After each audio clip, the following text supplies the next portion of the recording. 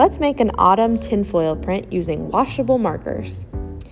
To start, you want to grab something to draw with that's water resistant or permanent, like a Sharpie or an oil pastel.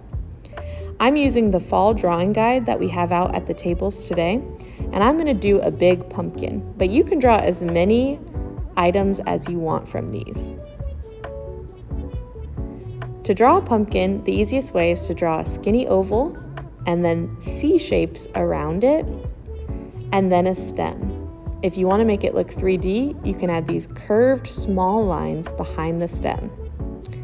For my pumpkin, I decided to do curly vines and leaves, but you could choose to do a face, you could choose to do designs, or just leave it plain. That's totally your choice.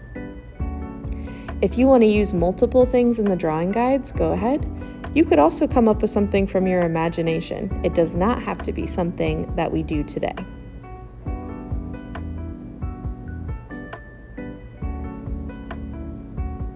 I chose to make mine kind of like a greeting card, so I wrote a little message, happy fall, and I drew a little cute acorn. Remember that this is a skill builder. You're learning something new, so if you don't like it or it's not turning out well, remember that you can always try again. It's not a big deal. When you're done with your drawing, make sure you write your name on the back. You want to do this before your paper gets wet because you won't be able to do it once it is.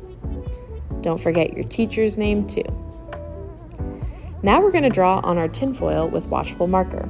We're going to use analogous colors. That means colors that are next to each other on the color wheel.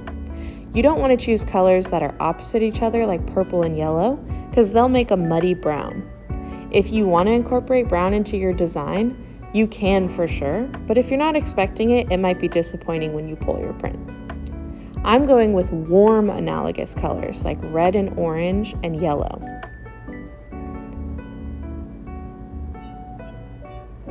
I'm also coloring in a tie-dye style. To do tie-dye, you just have to draw shaggy lines going in a circle and just keep repeating colors. If you want to do all the rainbow colors, go ahead. Just make sure you do it in order so that you don't end up mixing colors that are not analogous. If your marker starts to bead up a little, don't worry. Once we spray it with water, all that color will still transfer to your paper. So don't worry about making it a perfect cover. When I drew about the size of my paper, I'm going to spray 3 times.